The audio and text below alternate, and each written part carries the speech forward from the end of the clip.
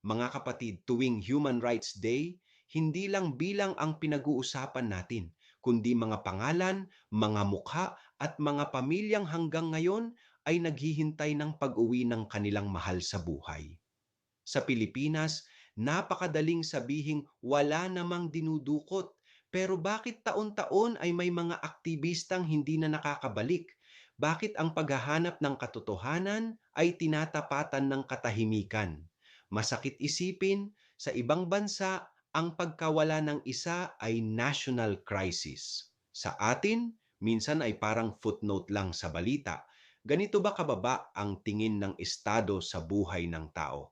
Mga kapatid, tinatawag tayo ng Diyos na alalahanin ang mga nawawala at manindigan kasama ng mga pamilyang ayaw tumigil hanggat hindi nagkakaroon ng liwanag ang kanilang gabi.